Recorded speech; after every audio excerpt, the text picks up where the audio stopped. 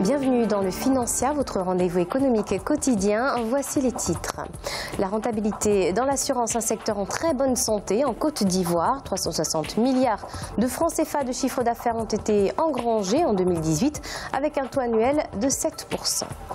162,5 millions de dollars, c'est le montant du prêt accordé à la banque nigériane Access Bank par un consortium d'établissements bancaires. Objectif, développer le potentiel des petites et moyennes entreprises du pays pour atteindre une croissance économique de 5%. Et en fin d'édition, nous ferons le point sur les marchés boursiers du continent.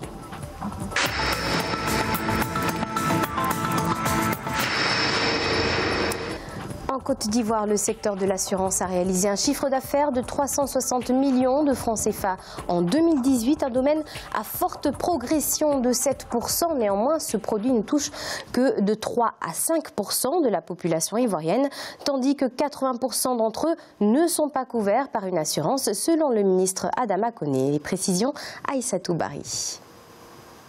Les chiffres du secteur des assurances sont remarquables à l'échelle mondiale. Sauf qu'en termes de taille de marché, l'Afrique, qui représente plus de 15% de la population mondiale, ne fait que moins de 5% des primes. En Côte d'Ivoire, le chiffre d'affaires engrangé par le secteur des assurances a atteint les 360 milliards de francs CFA à fin décembre 2018. L'offre d'assurance ne touche que 3 à 5% de la population ivoirienne, ce qui sous-entend que 80% des habitants de notre pays ne sont pas couverts par une assurance. Le taux de pénétration estimé à 1,7% demeure faible comparé à la moyenne en Afrique qui se situe à 4%. Le marché ivoirien des assurances compte à ce jour 34 sociétés d'assurance, dont 12 dans les branches vie et 22 dans les branches non-vie. Ce marché compte également 11 réassureurs, 437 courtiers d'assurance et 4 organismes particuliers d'assurance. Les pouvoirs publics ont pris des tests pour rendre obligatoire pour certaines professions l'assurance des responsabilités civiles professionnelles.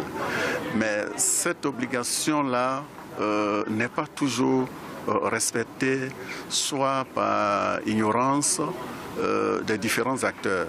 Et la campagne que nous menons aujourd'hui, il s'agit de sensibiliser ces acteurs-là. L'absence d'un système financier efficient a accentué les déséquilibres économiques et sociaux, parmi lesquels la fuite de capitaux et la faiblesse des investissements directs étrangers, mais également la désindustrialisation. De l'avis des experts, un secteur des assurances innovant, s'appuyant sur de nouveaux canaux de distribution, devrait accélérer la mobilisation de l'épargne des populations.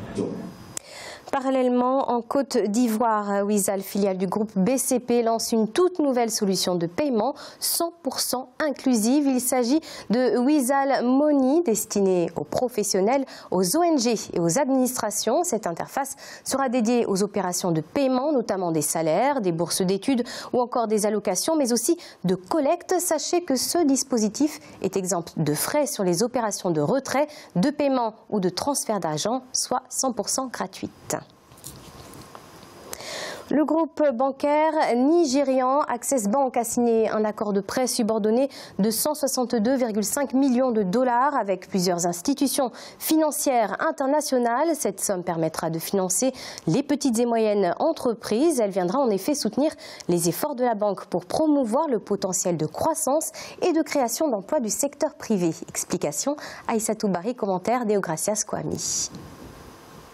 La banque nigérienne Access Bank a annoncé avoir signé un prêt syndiqué subordonné de 162,5 millions de dollars pour renforcer son portefeuille afin de soutenir les entreprises locales. Cette facilité devrait permettre de mettre en œuvre la stratégie quinquennale axée sur l'amélioration de son offre de banque de détail tout en créant des emplois dans l'économie du pays. Cette facilité de crédit vise à soutenir les efforts de la banque pour promouvoir l'accès au financement en faveur des petites et moyennes entreprises locales, pour promouvoir le potentiel de croissance et de création d'emplois du secteur privé. Obtenir un financement demeure un obstacle majeur à la croissance des petites et moyennes entreprises au Nigeria, un problème auquel la banque compte se remédier en augmentant son portefeuille de prêts à l'endroit de ses micro-entreprises. Donc s'il y a un engouement actuellement, cela suppose évidemment qu'il y a des conditions qui ont été imposées, notamment les questions par exemple de garantie de caution, même si on va les alléger, mais il est important que la banque regarde ces aspects avant de donner du financement. Mais sur le plan économique, c'est normal qu'on puisse effectivement encourager l'émergence des PME, parce que les PME sont des unités économiques qui permettent non seulement de créer de la richesse, mais aussi qui permettent effectivement donc la création d'emplois. La banque nigériane Access Bank a annoncé pensait récemment avoir reçu l'accord des actionnaires pour acheter Diamond Bank dans le cadre d'un contrat de 235 millions de dollars. Une acquisition qui créerait la plus grande banque d'Afrique. L'opération sera lancée à compter du 1er avril 2019. L'Angola se verra octroyer un nouveau prêt d'1 milliard de dollars de la Banque mondiale, une annonce de Hafez Ghanem, vice-président de la Banque mondiale au cours d'une conférence de presse. Cette enveloppe financière, elle permettra au gouvernement angolais d'accélérer son plan national de développement, notamment dans les secteurs des infrastructures et de l'agriculture. À noter qu'un financement de 3,7 milliards de dollars a déjà été accordé par le FMI dans le cadre d'une stratégie de mobilisation de financement de l'Angola en décembre 2018.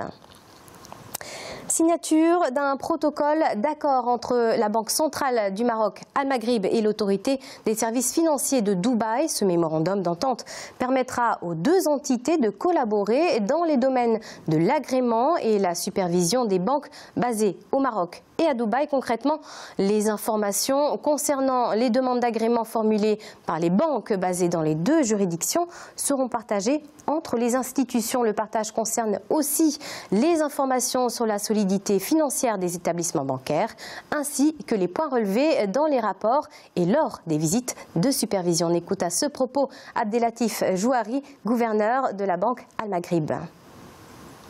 Le nouveau protocole d'accord signé avec la DFSA aidera à adopter les contrôles réglementaires nécessaires pour lutter contre la criminalité financière et faciliter les transactions bancaires transfrontalières saines et ordonnées. Il est à présent l'heure de faire le point sur les marchés boursiers du continent. En Afrique australe et océan Indien, la bourse de Maurice était en baisse de 0,05%.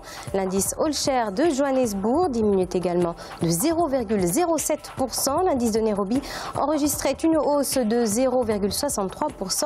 Quant à l'indice du Botswana, elle restait stable.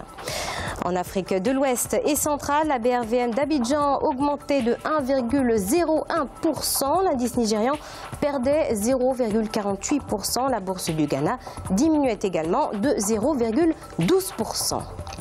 Et en Afrique du Nord, la bourse de Casablanca était en baisse de 1,03% et l'indice égyptien diminuait de 0,89%. L'indice tunisien gagnait quant à elle 0,18%. C'est la fin de cette édition du Financia. Merci de nous avoir suivis. On se retrouve bientôt pour un nouveau rendez-vous de l'économie.